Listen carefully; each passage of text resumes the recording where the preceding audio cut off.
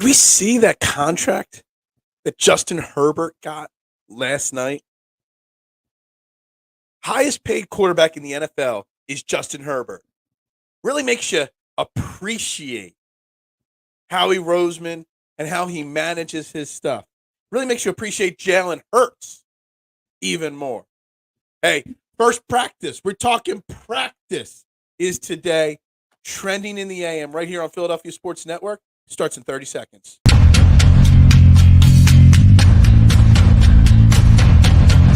and goal.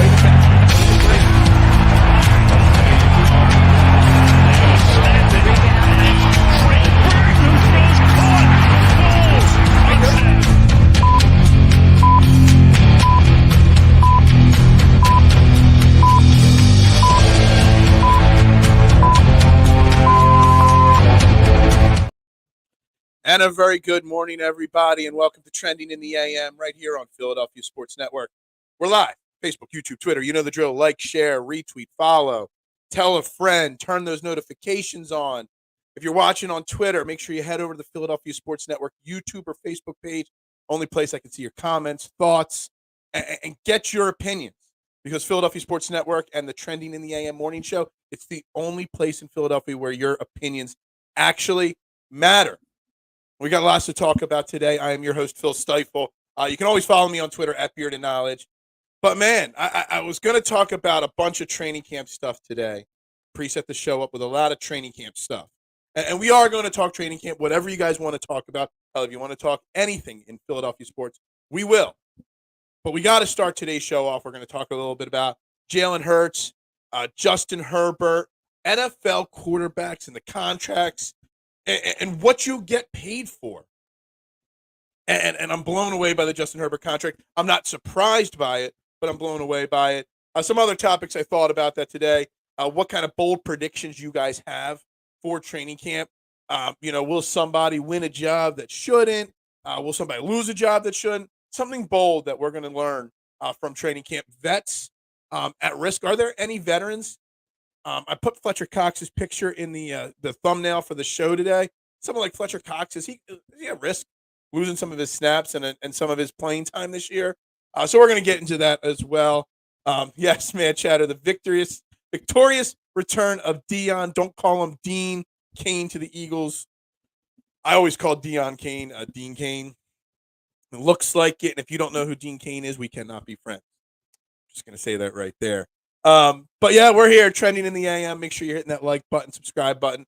I had a great show yesterday. A lot of great views, a lot of great interactions, lots of great everything going on yesterday. Good morning, Judd. How you doing today? Did you see the Justin Herbert? And I expected a lot more feedback on this. But man, I put out a tweet last night before I went to bed about, it pays to be average. Justin Herbert goes and gets, and we knew as soon as Jalen Hurts or whoever the first quarterback was to sign, you knew that Lamar Jackson, Jalen Hurts, Herbert, Burrow's still unsigned. All these guys were going to get big monster contracts this offseason. It was just a matter of the order that they got signed, who got the biggest one. But man, Justin Herbert is 25 and 24 in the regular season as a career starter. He started since day one rookie for the Chargers now for 3 years. He is 25 and 24. He is 0-1 in the playoffs. That is the epitome of average. And I put that out there. It pays to be average. Now, look, I don't think that Justin Herbert's an average thrower of the football. I don't think Justin Herbert is a bad quarterback. But $262 million over 5 years? Are you kidding me? 51 or 52 and a half, where is it here? $52.5 million a year to win half your games? I don't even know what you're talking about. Shout out to Supermarket Matches. Oh, you're talking about Booker T and Stone Cold. And they're super, when you pour the milk out, that was good. Justin Herbert, to me, does not deserve to be the highest paid quarterback in the NFL yet. But this brings into the equation what makes you get these big contracts. Is it the stats? Justin Herbert last year, I've got so many stats up on side screens. Threw the second most yards in the NFL last year, 4,739 yards. threw 25 touchdowns, 10 interceptions. But he went 9-8. Shouldn't the end results mean more? Like Jalen Hurts, and we're going to use him as the example to compare to Herbert today. A, because he got a big contract this offseason. B, because he's our quarterback here in Philadelphia. But you can throw a lot of other quarterbacks up against Justin Herbert. And Justin Herbert throws a great football. He knows how to throw the back shoulder. He knows how to throw the deep ball. But does he know how to lead his team to victory? 9-8 last year, or 10-7 last year, 25-24 over 3 years, tells me he doesn't. Society, we need to talk about $200 million. Look, I get with the way TV contracts, are paid based off of wins, but everybody makes it. I mean, you saw Jalen Brown sign a $300 million max contract with the Celtics yesterday. Jalen Brown's not even the best player on his team. What is up, Drew? How you doing today? We missed you yesterday. Josh Allen, he is now 1, 2, 3, 4, 5, 6, 7, 8, the ninth highest quarterback in the NFL based off of average annual salary. He's not the ninth best quarterback. I would rather pay Josh Allen $52 million a year than Justin Herbert. And people say, well, Justin Herbert had a bad team, coaching. Everybody wants to make excuses for Justin Herbert. And I'm going to throw this out there right from the get-go.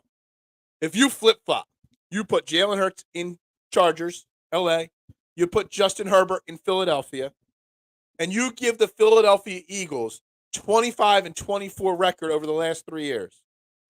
Philadelphia media, Philadelphia fans, Philadelphia is calling for Justin Herbert's head. They're not saying, well, he throws a great pass, let's lock him up for the next 5 to 7 years. They're talking about, who should be his replacement. Let's bench him. He's terrible. We don't develop quarterbacks well. Who his wide receivers? He's got 2 solid wide receivers. I don't want to hear that Justin Herbert doesn't have a talented team. He's got Austin Eckler, one of the best running backs in football. He's got Keenan Allen, who everybody loves until it's convenient not to crush. And he's got Mike Williams, who everybody hypes up all the time. Now, I think Mike Williams is often injured. Keenan Allen's, at this point of his career, he does get hurt a little bit. But he's also got Austin Eckler. So I don't want to hear that he has no weapons. I also don't want to hear that, a quarterback doesn't have the ability to elevate their wide receiver. The quarterback can elevate their wide receiver to be even better, putting the ball in the right places at the right time. I don't know, I guess. I don't know. I don't know a lot of the Chargers team. I don't. They also got Bosa on defense. Look, I hate that the NFL is so focused on finding what they think is the prototypical quarterback. And Justin Herbert fits that image of what they want as a quarterback. Big smile, can throw the ball a ton, whatever. So let's pay him a boatload of money.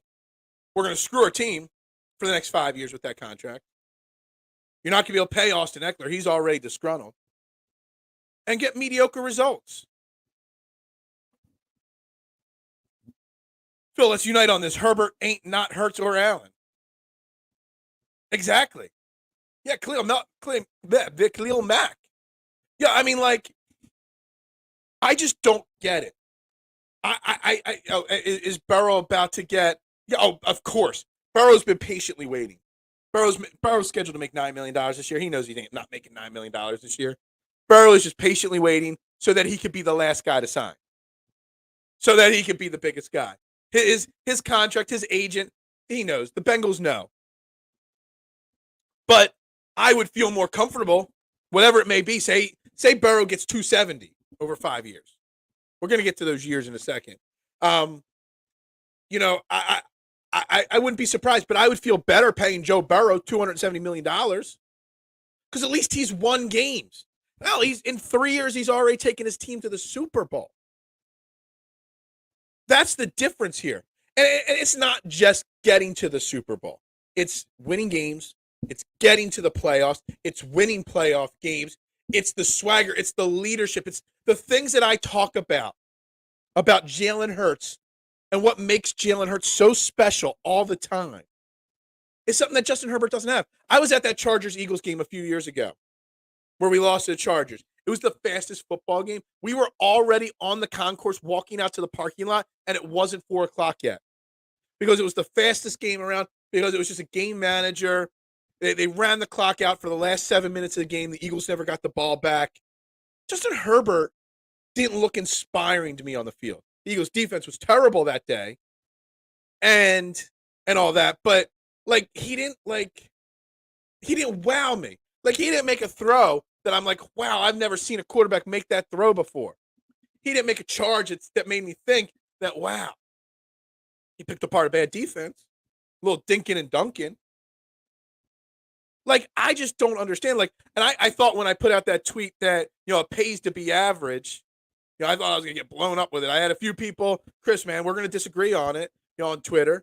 I don't know if you're watching on Twitter. If anybody's watching on Twitter and you want to get interactive with the show, you got to head over to the Philadelphia Sports Network YouTube or Twitter page. That's the only way we can interact on this show. I can't see your Twitter comments. But I know you tweeted to me that, he's not average. But just because he throws a nice deep ball, just because you make an excuse that he's had bad coaching or not enough talent, it's just excuses. Jalen Hurts is not the best quarterback, the best passer of a football in the NFL, but he leads, he inspires, he does everything. He leaves every ounce of energy on the field, every single play, every single game. There's a difference there.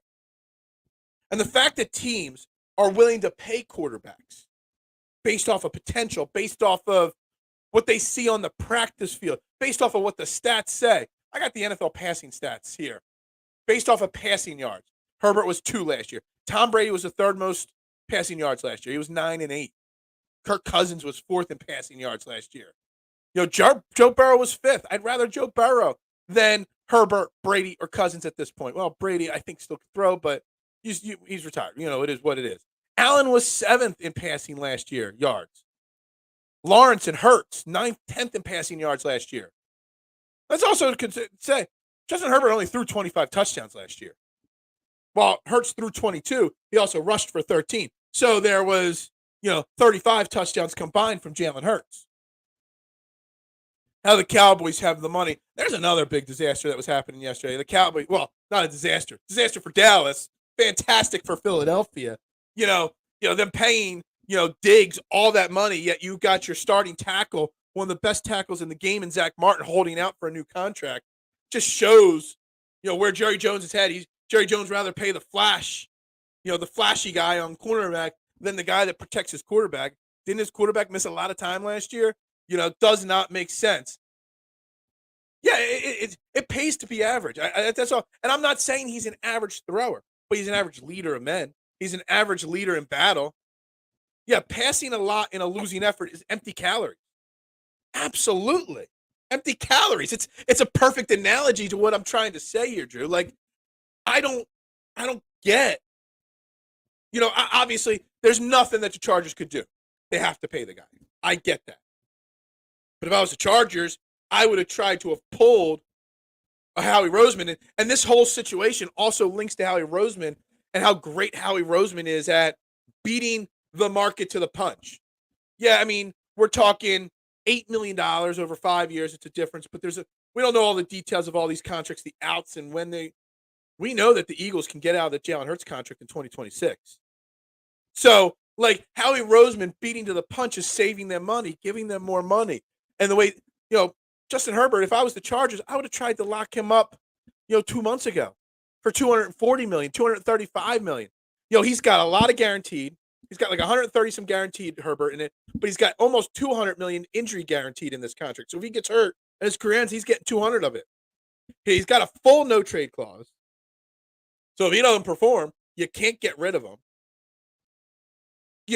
I just don't understand why the NFL has this quarterback situation where they pay these guys based off of the maybe, what they could be, or what they see in practice. Yet they won't pay their running backs who do all the hard work.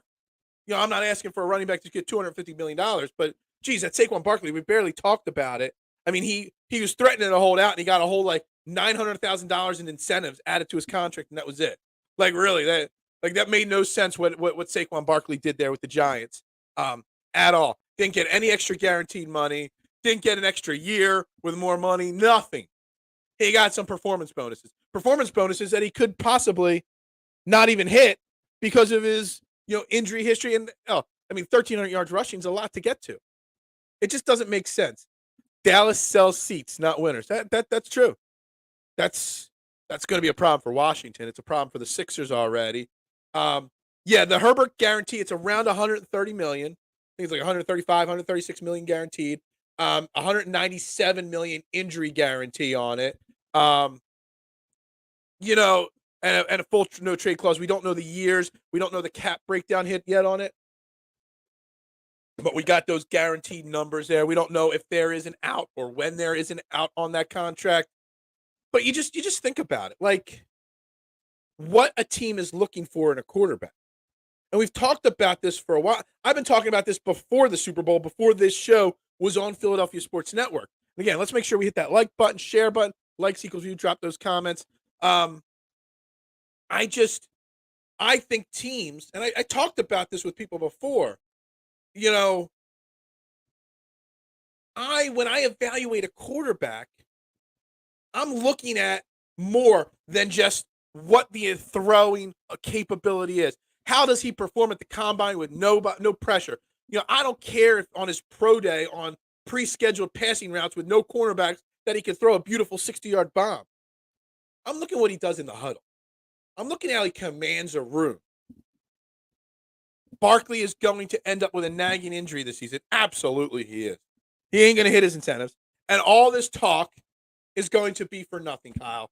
And I feel bad for Saquon, but also I kind of, you put your foot down on social media for so long saying you're going to hold a line here and, demand better pay for running backs. And you got $250,000 performance bonuses that you're not going to hit because either they're going to hold you out or, you're going to have nagging injuries and not be able to do it.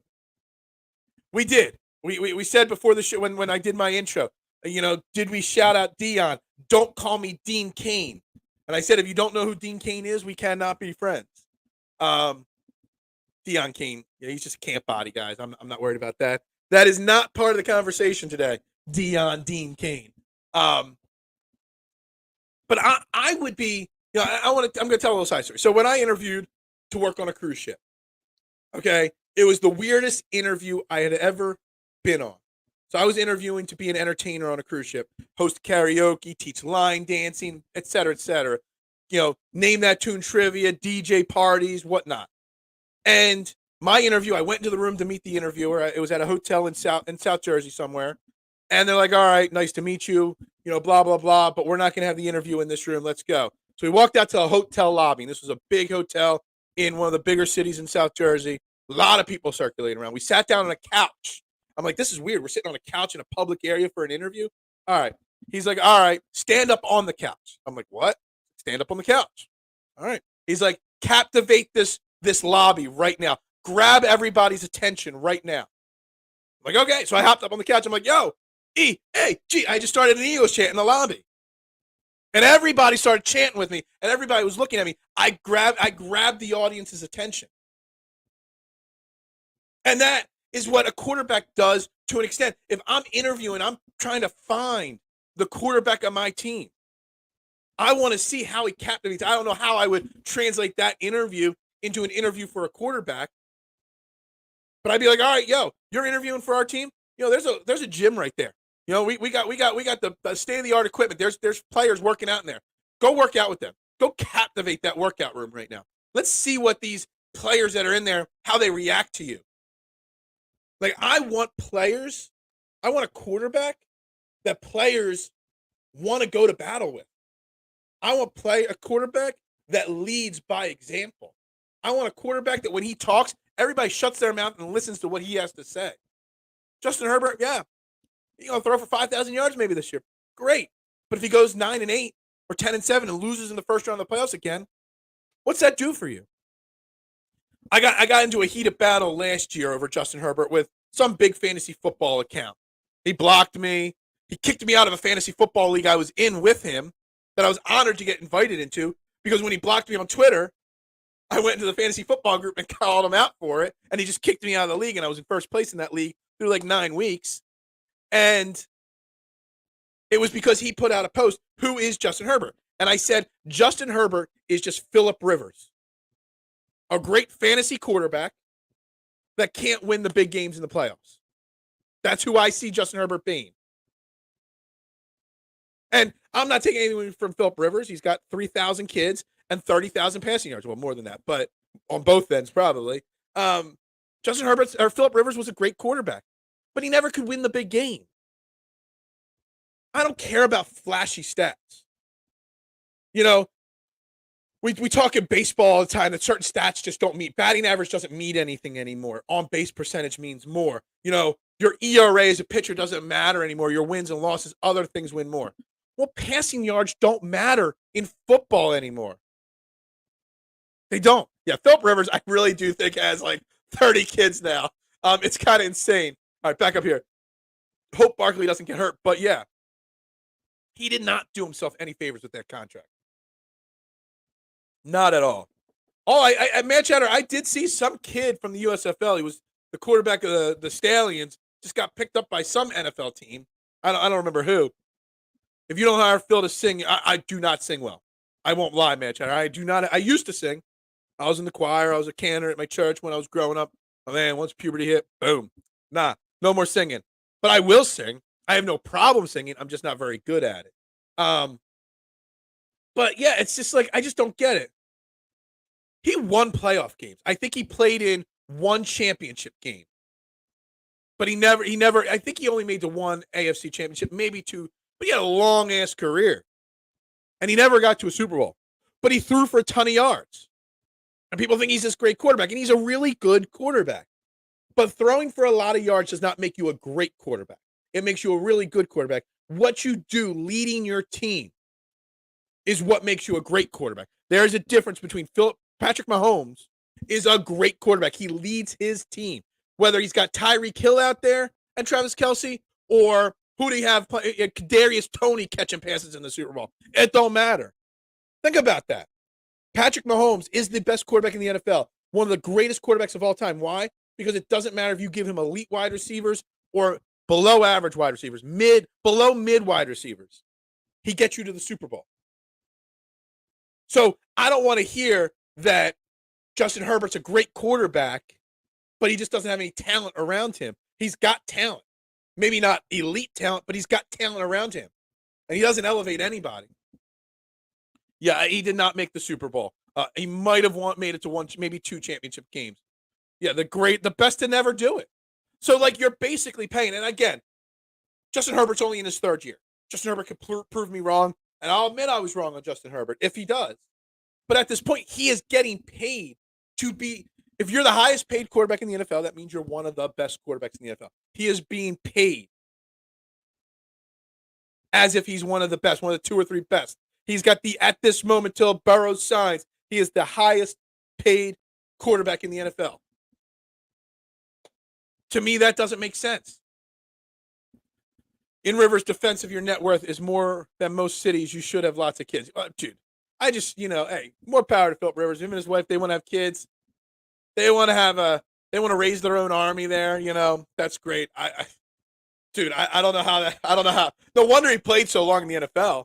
I would want to be on the road in the NFL all year long if I've got 37 little ones running around, 47 twins, 87 triplets running around my house. Man. Mahomes' wide receiver core is mid at best. Maybe garbage. And he just won the freaking Super Bowl, man, Chatter. I'm surprised. I wanted to say this. Like, a lot of these contracts right now that have been getting signed, Herbert, Lamar, Jalen, it'll probably be Joe Burrow, Kyler Murray, Deshaun Watson. They're all signing 5-year contracts. All after, Patrick Mahomes signed that 10-year deal. We thought that was insane. I thought that was going to be the new norm, the 10-year deal, and it's not. And the 5-year seems to be the constant norm, even though you can get out after 3 or 4 years. And even though Patrick Mahomes' 10-year deal is really like a 5 or 6 year deal, I really thought that the 10-year deal would be it's only 10 kids. I'm sorry, I'm exaggerating those 10 kids to 30. 10 kids is still a lot, Kyle. Like, 10 kids is a shit ton of kids. Like, I could not imagine a household with 10 kids running around. I just couldn't. He does have Travis Kelce. He's got one weapon. So it's not like he's got, like, if you want to make the excuse that Jalen Hurts has A.J. Brown and Devontae Smith and Dallas Goedert, all he's got is Travis Kelce. I mean, Travis Kelce's amazing, one of the best of all time. Andy Reid too, but Mahomes is the engine. Yeah, Mahomes leads by example. Mahomes is the guy that sprains his ankle and doesn't want to come out of a football game. Mahomes is the guy that, when wide receivers are soaking their head, they're dropping their head because they misran a route or they drop the pass. Mahomes is like, no, you're going to get it on the next play. But not really. He's going to throw it to Travis Kelce on the next play. But he leads by example. Yeah, it's only 10 kids. It's only 10 beers, officer. Yeah, I love it. Chud, thumbs up on that one. That's a good one right there. Yeah, look, this is not meant to be a knock on Justin Herbert. This is not a knock on what his talent or skill set is. It's a knock on the way the NFL pays these quarterbacks. They pay for stats, not wins and losses. They pay for stats, not leadership ability. They pay for stats that they might get, not what has been done. Like, I just don't get, like, so many players get paid on what the past performance is, but not on, I just wish there was a different way around it. He would get you to the Super Bowl with Stallions. Yeah, you give Patrick Mahomes the USFL champion team, he might make it to the Super Bowl, honestly. And that's why, look, we talk about it. It's Mahomes, tier 1. Tier 2 is Hurts, Burrow, or not Hurts. Yeah, Hurts, Burrow, and Allen. And that's it in tier 2. Then tier 3 is where you start with Lamar Jackson, Justin Herbert, and the rest of the gang. There's a difference there. There's a difference. I would feel at this, and this is a bold take, I know. Maybe it's not. I would feel more comfortable giving $262 million or whatever it is to Trevor Lawrence than Justin Herbert. Why?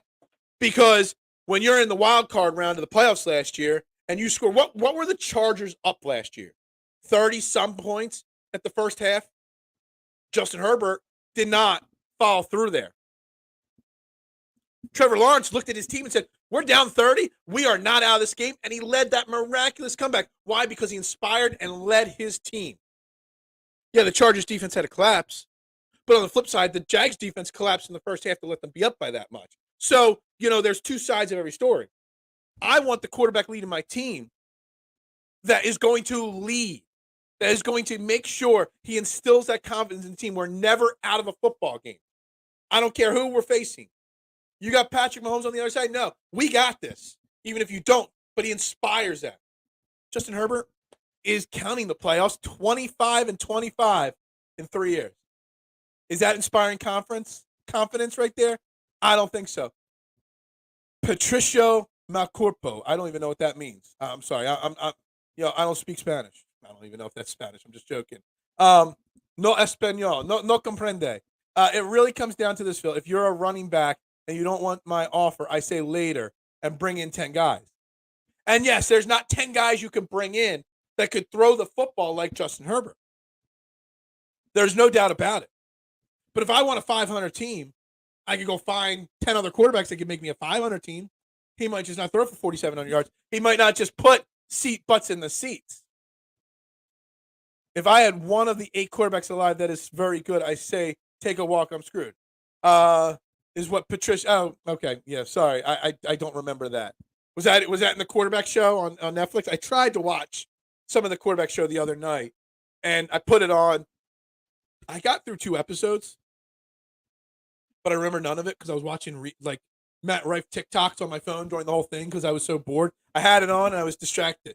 Like, literally, TikToks were, of Matt Rife were distracting me from that. That was how boring I was. I don't need to see Kirk Cousins' trophy room or whatever his hidden, like, you got a hidden room built into your house behind a really cool hidden door, and all you got is your high school and elementary school football jersey. Come on. Give me a pool table in there. Give me a really cool bar with some really good whiskeys in there. Give me something. Not that. Like, so maybe I don't know. Like, it really shocks me. Like, Trevor Lawrence will be up for a contract next year. Trevor Lawrence is going to destroy whatever Joe Burrow and the one that Justin Herbert got. He's going to be $280 million.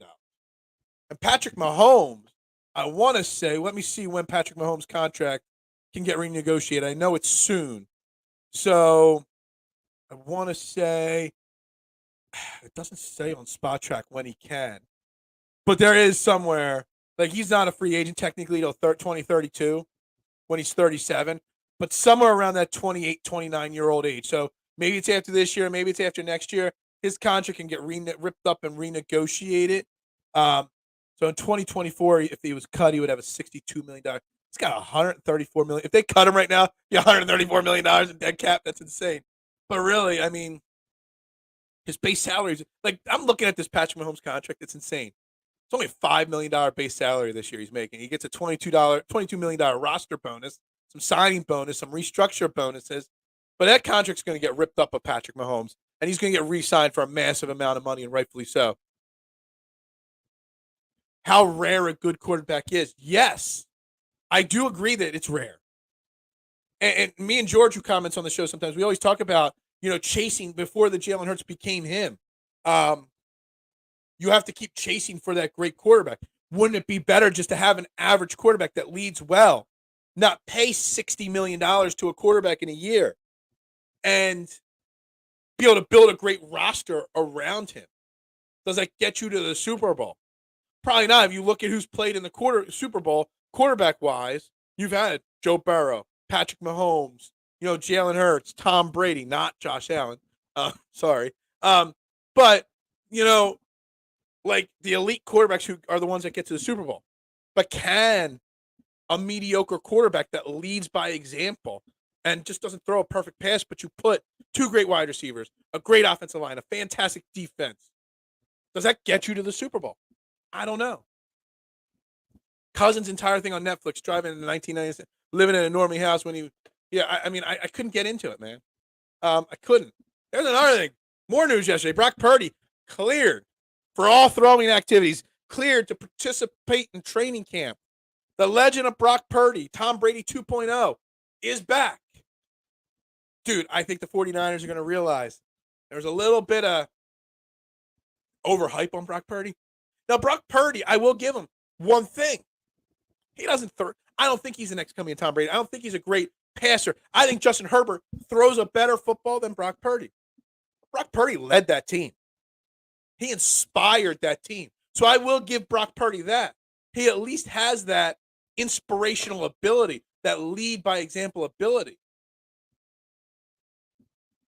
What contract's going to age like milk? Jalen Brown or Justin Herbert? Oh, Jalen Brown's going to age like... Jalen Brown does not see the end of that contract in Boston.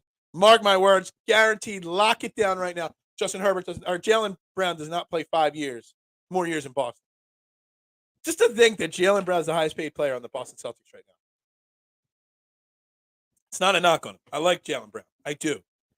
God damn, $300 million contract for Jalen Brown? What is this world coming to? Jalen Brown and Justin Herbert, both overpaid right now. If I'm worth hundreds of millions, my wife's packing my lunch every day. Damn straight. No, my wife's hand delivering my lunch every day at work. If I'm worth hundreds of millions, I'm not working either. So I'm done. I'm sitting at home doing this. I don't have to worry about the $500 super chat, so I don't go to work.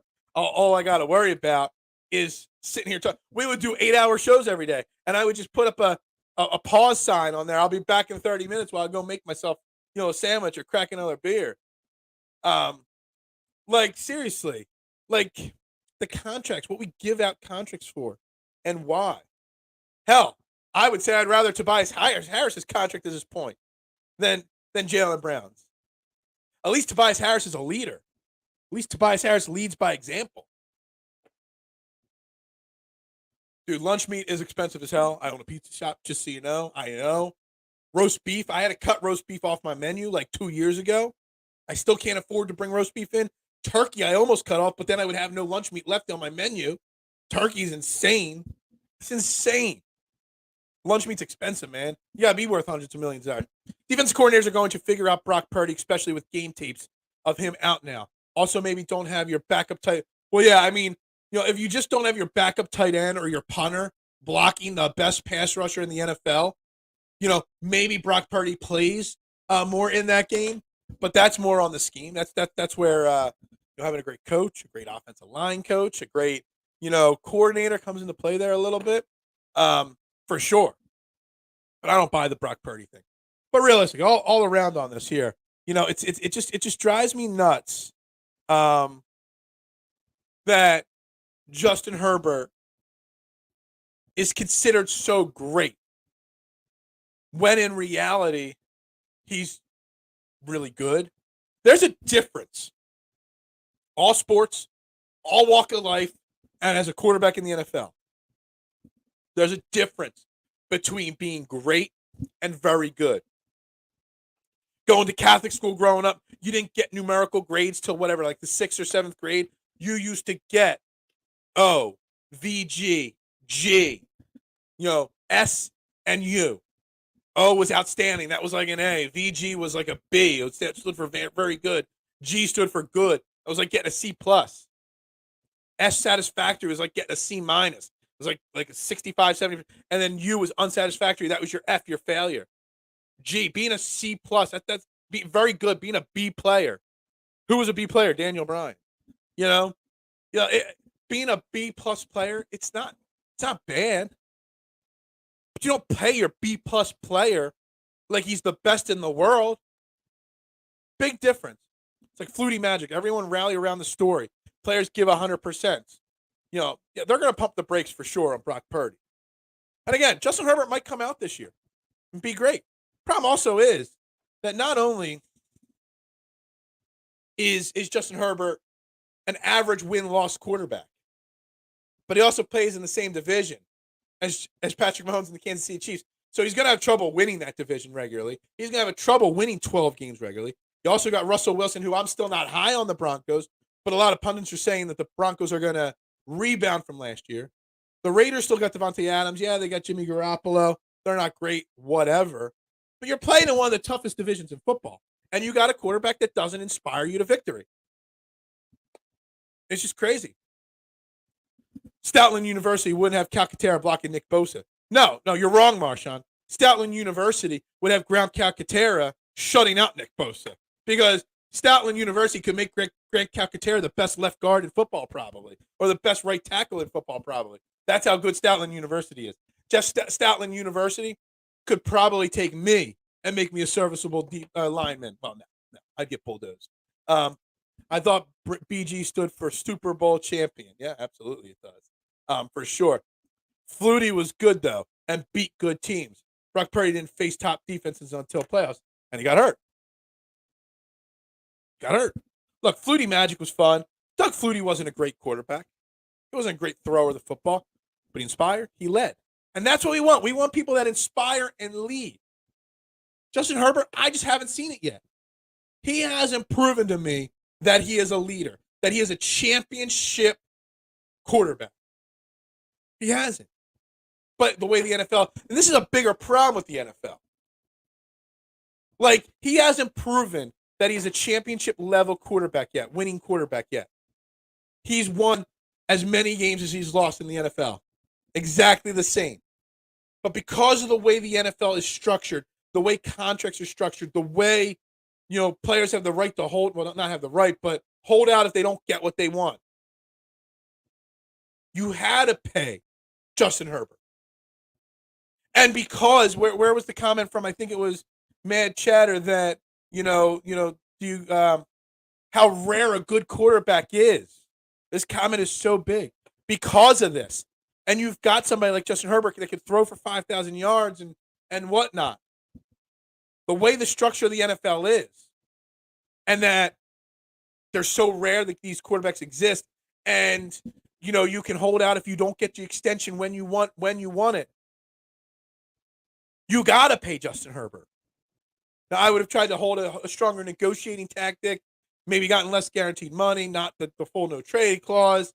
I would have tried to find something somehow to get that contract out of that, sooner.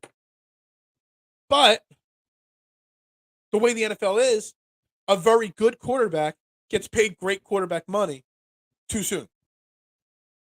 Players make business decisions. Of course. I hope Russell Wilson has a comeback here. Jalen, I'm torn on this. I'm torn on Russell Wilson. I really am.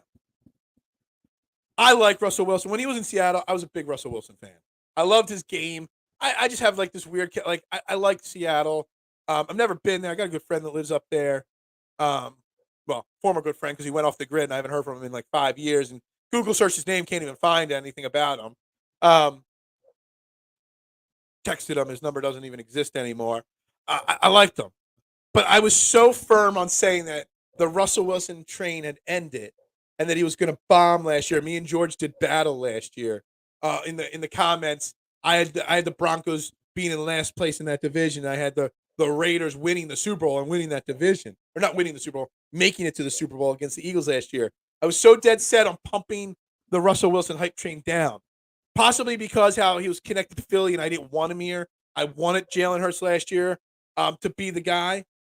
And I almost want to prove that I was right on saying last year. I'm sure I said, maybe accidentally, maybe not, that he was done, past his prime.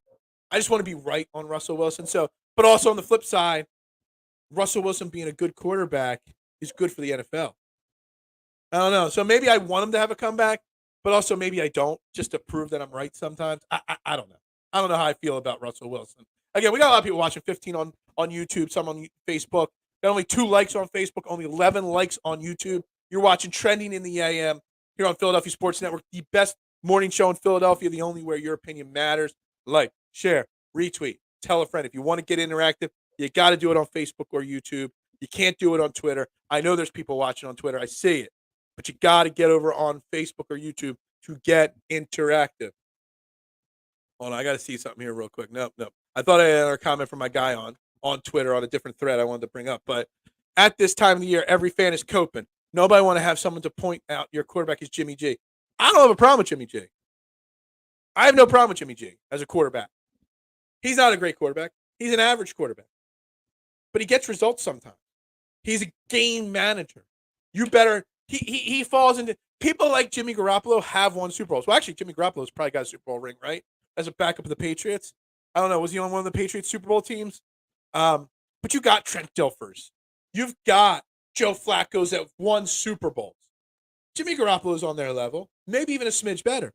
So if the Raiders had a great defense, which they don't, if they had a great offensive like running back, which your running back Josh Jacobs is holding out, maybe the Raiders could have been good with Jimmy Garoppolo. They're not. They even got rid of Darren Waller, their best pass catching tight end. Like you can win with a Jimmy Garoppolo, not all the time, but you can occasionally, because he's a game manager. He doesn't make mistakes. He leads. He's a floor general. He is. He's like the Eric Snow of the Sixers, in that championship run where he doesn't do anything flashy, doesn't score a lot of points, but he's out there keeping everybody in check. He does just enough to help out, but he leads. If you have a quarterback that's very good, 8th best, you're as a fan base kind of stuck in absolutely mediocre land. It's kind of like with the Sixers during the Andre Iguodala era. They were always the 7th or 8th seed, always first-round exits, but you can't get rid of them because if you go back, when you have to go draft another rookie quarterback next year, you're not going to be in the top 5 to get the best, and you're not going to want to start over.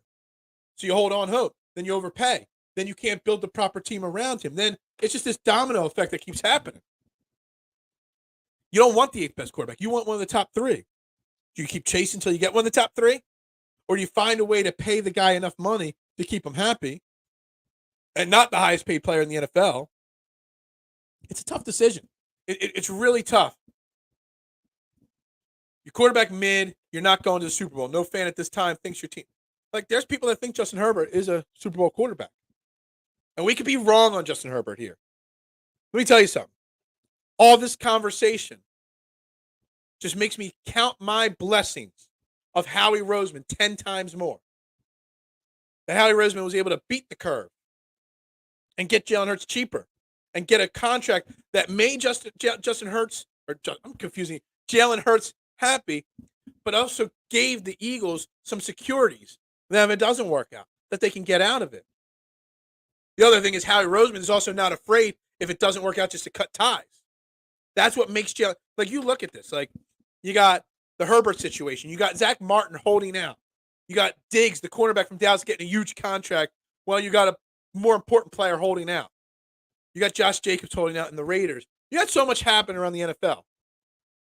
When was the last time as an Eagles fan that we actually had to handle and deal with contract controversies?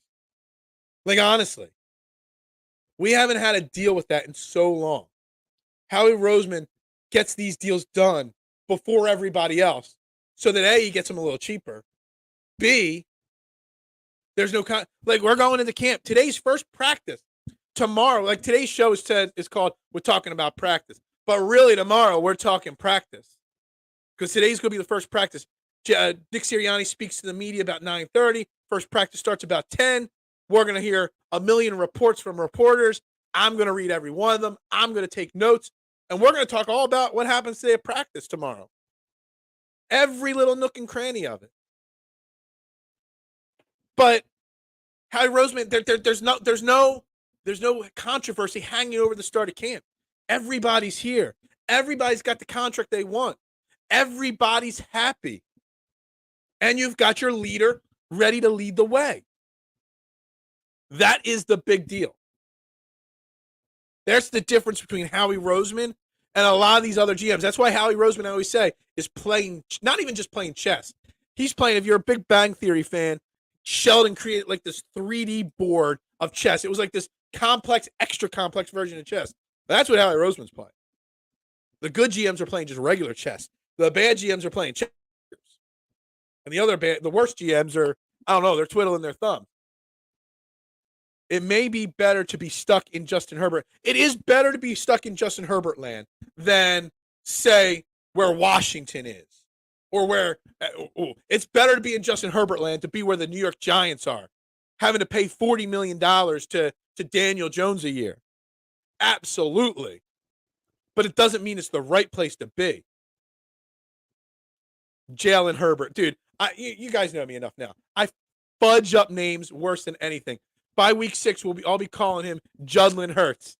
Yeah, I guarantee you, at some point, Judd, I accidentally called Jalen Hurts Judlin Hurts. I guarantee it. The 5D chess game, the 4D chess game, whatever it is. Y'all know what I'm talking about. Howie Roseman's on a different level than the rest of the NFL. And it shows by all these things. Do you think Howie Roseman would let the Eagles or would let the Dallas Cowboys be in that situation if he was the GM of the Dallas Cowboys? Where your starting tackle, one of the best in the NFL, Zach Martin, is holding out. But give the day the camp starts, your cornerback $97 million, making Diggs one of the highest paid quarterbacks in the league. And Diggs is a great cornerback, depending on what you want. He jumps routes a lot, so he gets burned a few times. He's an aggressive cornerback, but he's very good. He is a top 10 cornerback in the NFL, for sure. Out of the top 60, some starting cornerbacks in the NFL, he's in that top 10 range for sure. Maybe top 7 or 8. I would have to really do some hard research, but I don't really care about the Cowboys that much. But you got to think, would Howie Roseman let that happen? Howie Roseman wouldn't let Zach Martin get to the start of training camp without making sure his contract was comfortable. Or he would have found, if he was not willing to give Zach Martin what he wants, he would have found a trade to get him off the team and already have that replacement in line. Howie Roseman doesn't let that situation happen and unfold. That's the difference between Howie Roseman and Jerry Jones. Jerry Jones is the owner of the Cowboys, but he's also the general manager of the Cowboys. He makes it. The Cowboys can continue to suck for as long as they want, as long as they leave Jerry Jones as the GM. As soon as Jerry Jones decides it's time to retire, then the Cowboys might get good again. But Jerry Jones making the decisions is going to keep them mediocre for a long, long time. All right, we got here. Howie's on a balcony with binoculars, rubbing his hands together like a fly.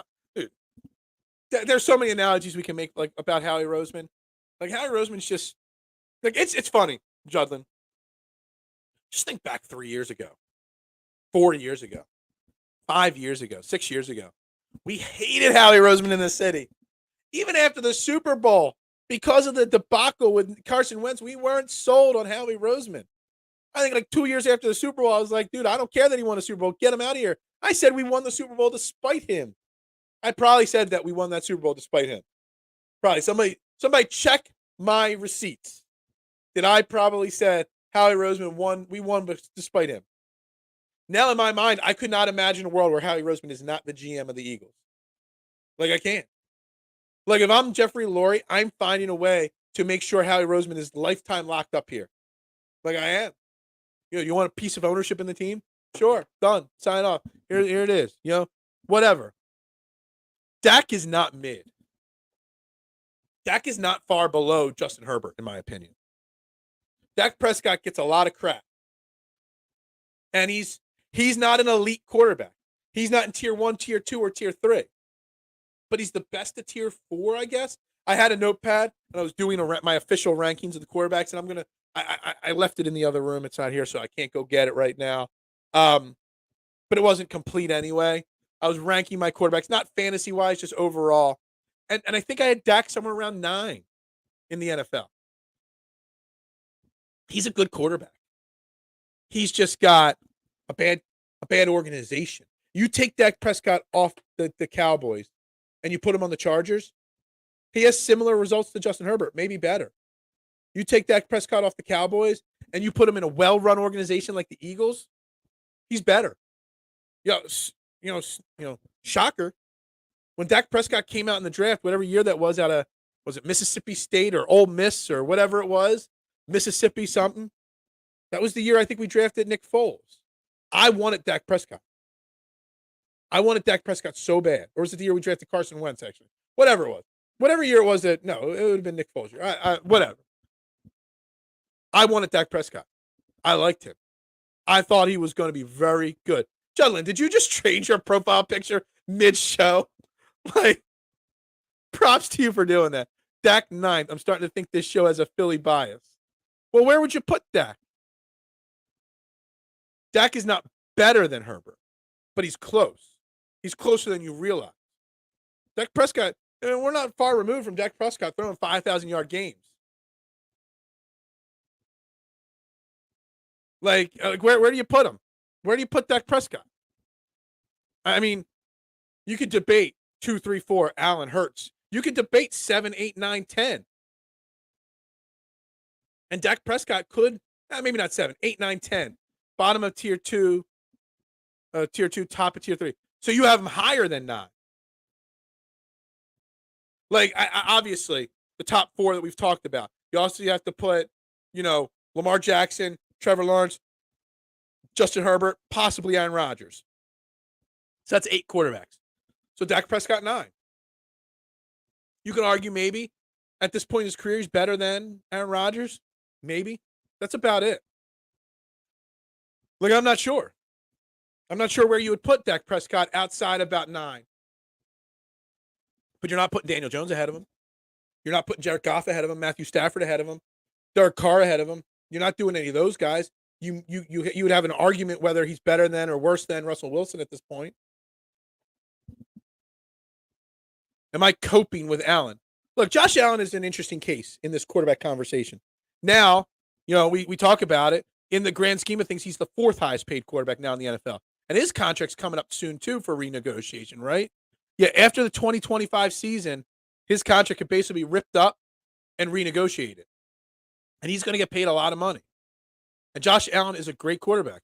And he's got his team at least to the championship game. He has. Josh Allen has, I think, held back a little bit because I think Buffalo's organization's overrated. They gave him Stephon Diggs, but he's got terrible wide receivers. He's got an average tight end, no running game, not a great defense. Like, the team's not great. At least he's won some playoff games. He's led his team to division championships. Now, I think if you're going to talk about leading a team to a Super Bowl, that's why I put him below Burrow and Hurts. Dak's 5K season, another empty calorie season.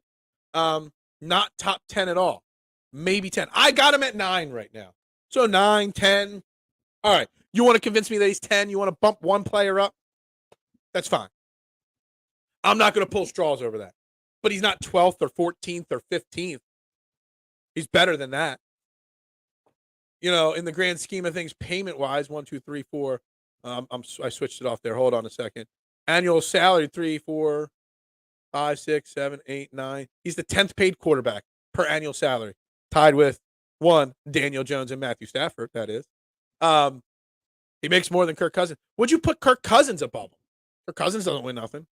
He throws the ball pretty. He's the epitome of those empty calories type stats. Josh Allen, back to that, though, for Mad Chatter. Again, does Josh Allen inspire his team? I don't know. I've never seen him play in person. I've seen his games on TV. That game in the playoffs where they were going back and forth was with the Bengals, where one scored, then the next scored, in the last 2 minutes in overtime. Yeah, it was cool. He's got inspired. Barrow's best situation in sports. Just toss it in the air and a few first-round picks will grab it. You got Justin Jefferson, you got Higgins, you got not Justin Jefferson. Jamar Chase. Sorry. I want to bump him out of the top 10. You want to bump Dak out of the top 10. Well, give me a list, Drew. Give me your list. And I'll tell you, find me 10 quarterbacks better than him. I don't think you can. And I'll make an argument against it. I would say inspiration issues. Diggs is the leader. Yeah, we've already heard rumors coming out of Buffalo of, didn't Diggs walk out on an OTA this offseason? Dak and Cousins are similar. Honestly, I think that's accurate. It is. Oh, my God. Trevor Lawrence is way better. Trevor Lawrence is that top 7. He's in that tier 3 already with Lamar Jackson and Justin Herbert. I said at the beginning of the show, Judd, I'd rather give already after 2 years, I'd rather give that Herbert contract to Trevor Lawrence than Justin Herbert. I have more faith in Trevor Lawrence. That one playoff game where he beat Justin Herbert after being down 30. That proved to me that Trevor Lawrence has got those intangibles in him. He's got those intangibles in his back pocket. Challenge accepted. Find me 10 quarterbacks better than Dak Prescott. And if you put Kirk Cousins on it, I'm gonna cry because it's close, but it's not close enough. Who is better than Dakota? I also think that maybe some of my Dak love, and I don't love Dak. I would love Dak if he was on any team but the Cowboys. Maybe part of my Dak appreciation comes to my hatred for one Skippy Payless that's on TV all the time. And I don't know if you guys saw this years ago. I blocked Skippy. I used to be a Skippy Payless fan, but I blocked him because he went on a show, whatever his show's called on FS1, the knockoff of the ESPN show. He went on there and bashed Dak because Dak came out and admitted that he was depressed when his brother committed suicide. And I'm like, what? Like, how can you say that on the air and not get instantly kicked off the air? Bashing a guy, a person, a human being, for being sad and depressed. And he said, well, my quarterback of my Dallas Cowboys, America's team, has to show a better, stronger personality than that. Dude, his brother just killed himself, and you're going to call him weak for being upset about that? As soon as that happened, like I had already had some, because I wanted the Eagles to draft Dak Prescott back in the day, I already had some attention put towards Dak Prescott. But when that happened, I just couldn't take Skippy Payless anymore. And I had to just do away with him. And yes, he really did say that. And ever since then, I've never watched a single bit of his shows. I blocked him. I want nothing. I want nothing to do with the guy. But also, I've wanted, you start after that all situation unfolded, you start to learn more about Dak Prescott's story and history and his family history. His mom had cancer and his dad, was gone and out of the picture early. Like, I just wanted more for Dak Prescott. So there's a little bit of personal attachment there to him. Everybody's going to have a list for tomorrow's show, their top 10 quarterbacks. Dig wants to win more. I'm not going to say it. It's Skippy Payless. Also had a controversial tweet. Yeah, he said, get him off the field. We got playoffs to worry about. Something along those lines. And I only know that because somebody sent it to me. Look, sometimes the world is just, their life is bigger than football. Life is bigger than sports. And Skippy Payless just, doesn't realize that. He thinks he's just saying things. And that's why I try not to get into the clickbait stuff. You don't get that clickbait content here. Yeah, we might get into an argument over the Phillies that I think they stink or that I think Jalen Hurts is great or whatever. But you're never going to hear me come out here and make some bold-ass, stupid comments just to draw clicks. I'd rather have 13 likes, which is all we have right now. That's not good enough. I'd rather have 13 likes on this show than 1,300 and have my integrity. And Skippy Payless, when he looks in the mirror at home, he's got to look into himself and say, are you happy with who you are as a person? Me, I'm happy. I'm happy with myself. I am. And there's a difference there. But that might be some of I might have Dak Prescott 9 instead of 11 because of that certain attachment I grew to him, the person, which I admit I'm biased in certain things. Certain things in life, I am biased. There's no doubt about it. We all are fans. That's what sports, have an opinion in sports is. We have our opinions. Now, I leave my opinions open to be changed. I leave you the opportunity to change my opinions. But we're going to do it, in a fair and open dialogue way. Skippy doo-doo is what it is in the first place. See, there was a point that the show on ESPN, First Take or whatever, when it was called Cold Pizza in its initial, run, where First Take was just a segment in it, and they had a rotating cast, and then it became all about Skippy and Stephen A. Shameless, going head to head, and it was Shameless got his own show, and it became too focused on these media, personalities that they're all about the personalities and not sports. Glad I made the show today. Training camp has started. Dude, it is training camp. And we've talked literally no training camp today. All we've done, Mister, is talk about this Jalen Hurts, Justin Herbert, and the quarterback contracts that are going out. Tomorrow, I promise you, a lot of training camp talk. We're going to talk about practice tomorrow. First practice tomorrow. Because who doesn't get, look, the Phillies won last night. Come from behind, victory, out, boom, walk-off hit. But I can't even talk about the Phillies anymore. Not just because you guys don't like it, but because I just can't get behind this Phillies team. I saw somebody, a media person, put out there, I forget who, a Philly media person put out there about the Phillies, that they're still trying to find their identity. And the Phillies are now what? Like 100+ games into the season and they don't have an identity? The Eagles are having their first practice already today. 10 o'clock, first practice. We know what the identity of this Eagles team is. There is never a shadow of a doubt about the identity of the Philadelphia Eagles. They are a team with a leader. Today, we just practicing to talk about practice. Everyone always says they never watch Skip, but he stays on TV. I admit that I'm not skipping the show if it happened to. Yeah, I really don't watch his show. I don't even have TV at work, so I don't put it on. I will find myself occasionally still watching Stephen A. Shameless. I will, occasionally, because he's got a great personality and he draws you in, and you want to hear what dumb hot take content he takes. And there's some people that love that. There's some people that gravitate towards those personalities on TV. I get that. I just don't like it. I'd rather have my integrity and just have an open conversation with you on this show about whatever topics you want to talk about, rather than having to take, like I said, we still only got 13 likes on this show on YouTube. I'd rather 15 or 20, but I'd rather have my integrity than have to make a topic and make a statement that has 1,300 likes and then 200 dislikes, if that makes sense. I'm not going to compromise my integrity.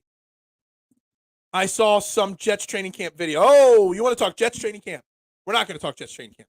But Friday, Nick Faria, one of the Eagles writers for Philadelphia Sports Network, he was on before the draft with me. One of the highest viewed YouTube show I ever had. was when Nick Ferrier was on the show. Not because of Nick, but because of the draft. Or maybe it was because of Nick. He'll be on the show on Friday.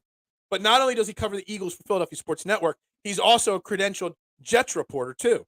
He's like, the Eagles are his passion. The Jets pay the bills. So he's been at Jets training camp this week. And I can't wait to ask Nick Faria about why do I think that the Jets are only going to win 6 games this year. And he is going to crush me for that without a shadow of a doubt. Do you buy into the thought or maybe rumors that Micah wants to be an Eagle? I absolutely buy into that. I mean, he wants to be an Eagle. He's an Eagles fan growing up. But he got drafted to the Cowboys. And, I mean, he sees the right. I mean, if you're a Cowboys, team member, you see the writing on the wall. That team's a train wreck. It's a poorly run organization. You see that they haven't won anything in how long? They haven't won anything this century. So, he sees all that. He wants to be in Philly. And look, I love Hassan Reddick. He's one of my favorite Eagles. Love Reddick. And at the end of this year, he's going to be up for a contract renegotiation. And if he doesn't get what he wants, Howie's going to move on from him. And then in another year, there's going to be room to bring in Micah Parsons. There is a chance that Micah Parsons is an Eagle at some point in his career, for sure. Not a game. We're talking about practice.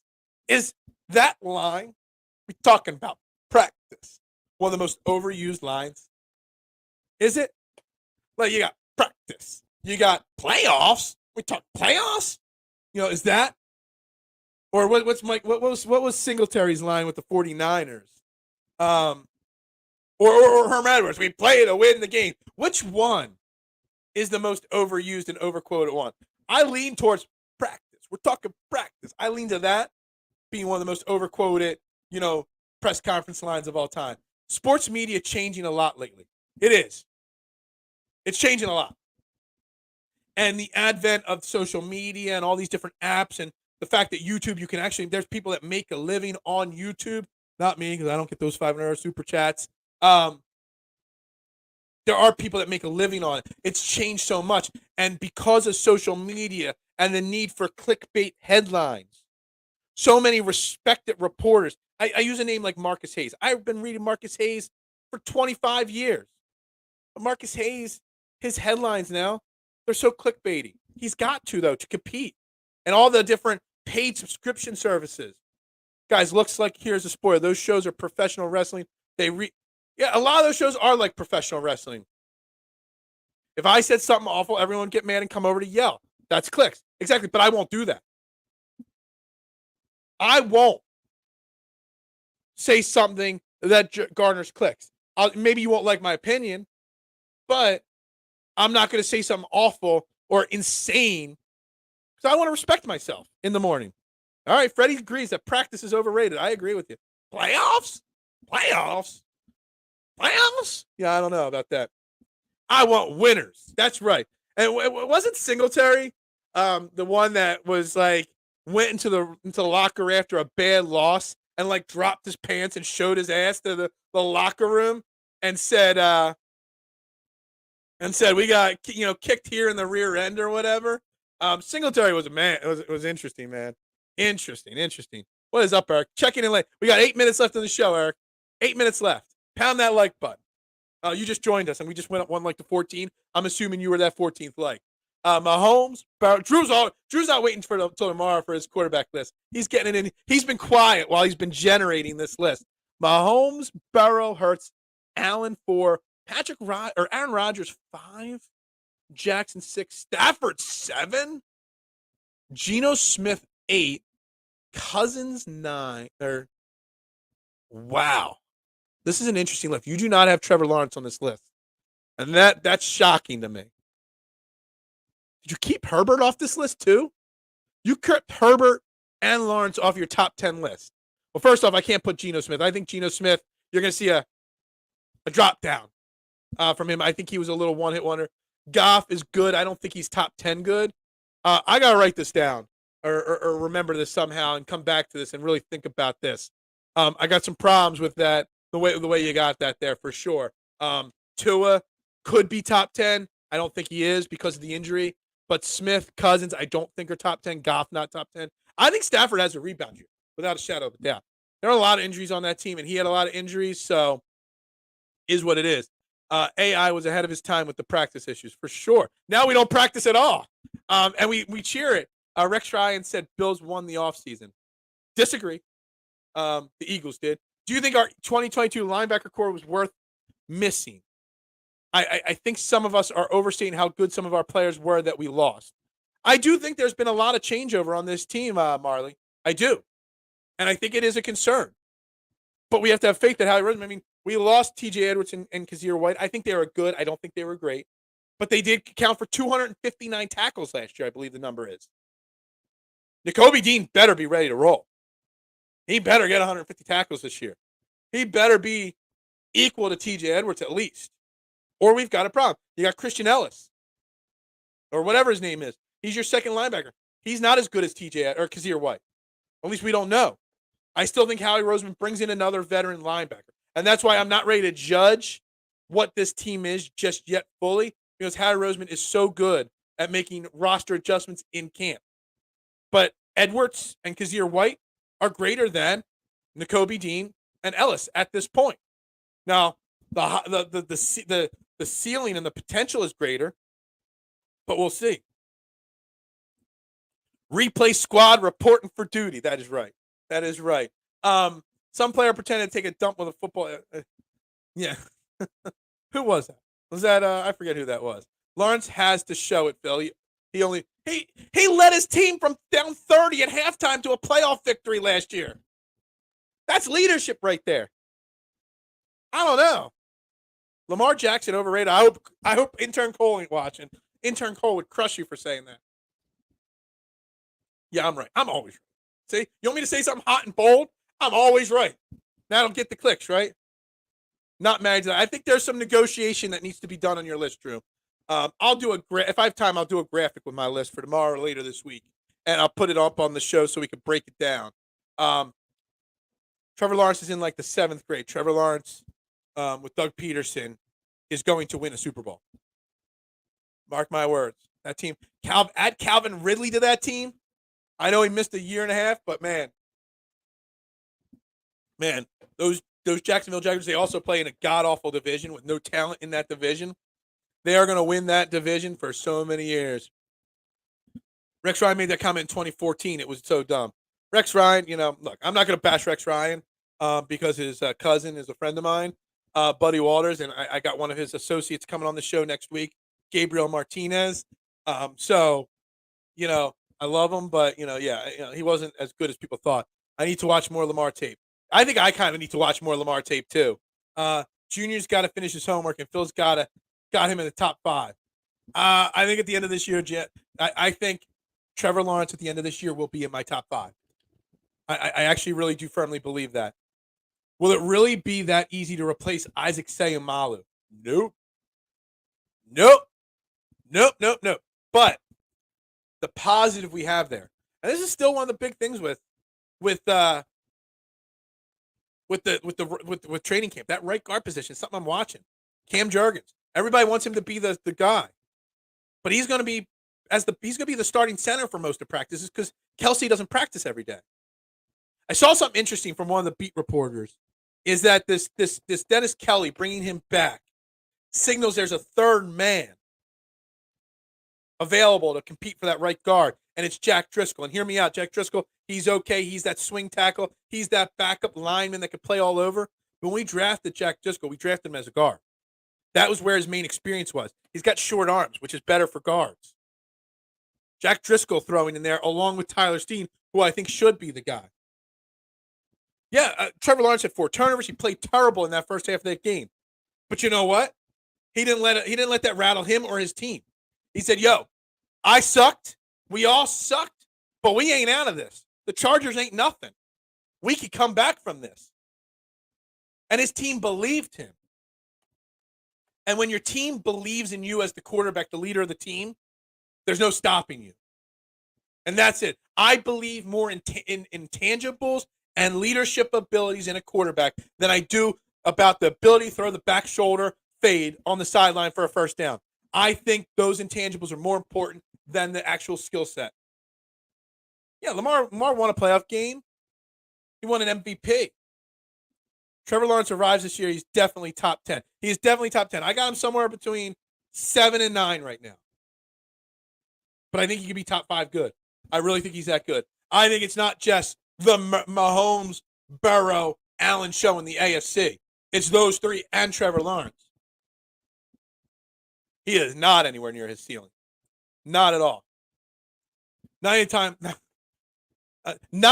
of the time, I'm right 100% of the time, right? Isn't that how it goes? Did I get that wrong? Seahawks team got much better. How do you expect Geno to drop off? Because Geno Smith's, 31 years old? He's never been a good quarterback. Like, he hasn't even been a mid quarterback in his career. He's been a career backup. Like, I just don't know if he can replicate personally the success he's had. And yes, the Seahawks were a good team last year, and he was a good quarterback last year. And I just don't know if he's that good. Like, he's been in the league for like 8 years. Like, that's a long time to take that first year. I need to see him do it again. Give me November 1st. Ask me about Geno Smith November 1st. And then I will make that decision about Geno Smith. Sayamalu will be missed. He may not be a Hall of Famer, but he had chemistry. And this is the thing, the chemistry's off. But Marley, and the thing with, when the left guard question was made, I forgot to put the second part of the answer in there. Whoever fills in at right guard is going to benefit from having Lane Johnson on one end and Jason Kelce on the other. Like, whoever it is, at least it's going to be bookend by two of the greatest of all time at their position.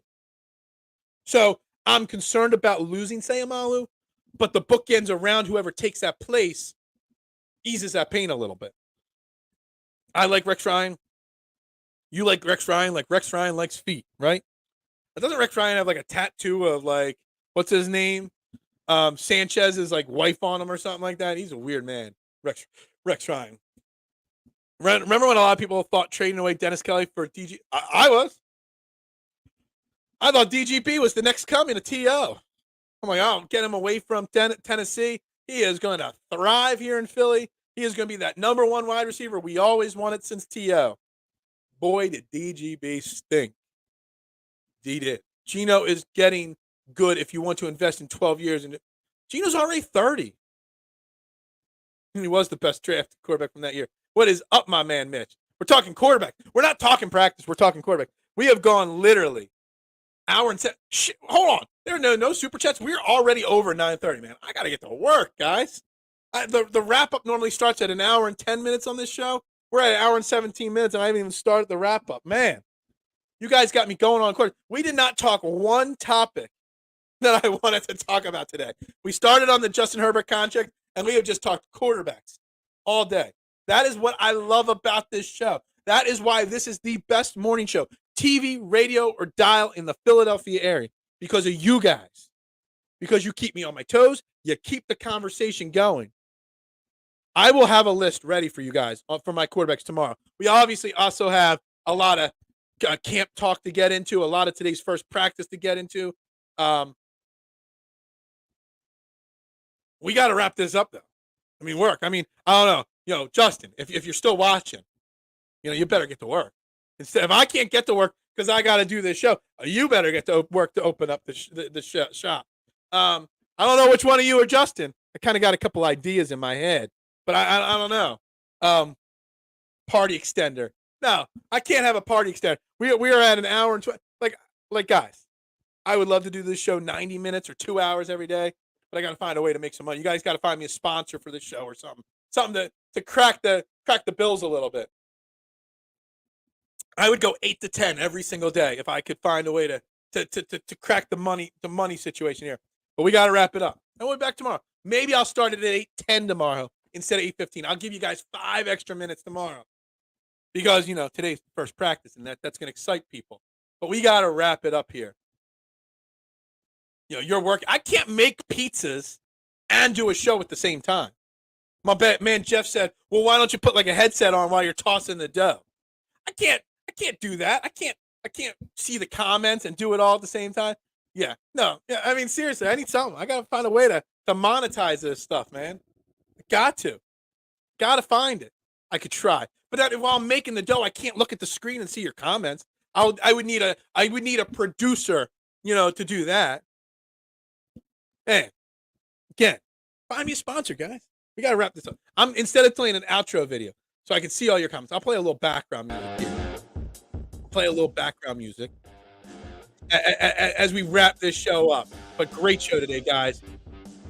I did. We talked about this the other day. He finally got a ring. Cheesy joke, but it is what it is. Trending the AM, the best morning show in Philly, the only one. I did a podcast at the Pizza Shop last week or 2 weeks ago. The What If show was from the Pizza Shop. It sucks. Because the Wi-Fi sucks at my pizza shop. Because Comcast sucks at my pizza shop. But anyway, make sure you like. We got 16 likes on the video on YouTube, on Facebook. Like, share, retweet, follow, tune in every single day. You know what you got to do. You got to click the bell on the YouTube page where it says subscribe. Next to the subscribe thing. Because if you turn that bell on, you know when we go live. If I decide to go live at 8:10 or 8 a.m., you know. I should do a live show while we're open at the pizza shop for sure. I should. And everybody will come and see me, right? Yeah. And maybe I'll make money at my pizza shop for change because you'll all come to see me. But for now, we're going to wrap this up. Maybe I'll do a pregame show for an Eagles game one from the shop. One of the 1 o'clock games. I'll go live at like 11 o'clock from the pizza shop and talk Eagles or something like that. Or maybe I'll go live before one of the Monday night games at the shop at like 7. Maybe I'll do that. We got to wrap it up, guys. I am Phil Stiefel, your host here at Trending in the AM. Like, share, retweet, follow. Join me. Super chats at the pizza shop. And buy pizza at the pizza shop. We're going to have to wrap it up, guys. Gotcha. Everybody have a great day. Hour and 21 minutes today. Not a record, but still a damn good show, guys. Thank you all for tuning in. Thank you for your comments. Thank you for everything. We will be back tomorrow, 8:10. Practice starts. Practice starts in 25 minutes, guys. Y'all have a great day. For Philadelphia Sports Network, I'm Phil Stiefel. Go Birds!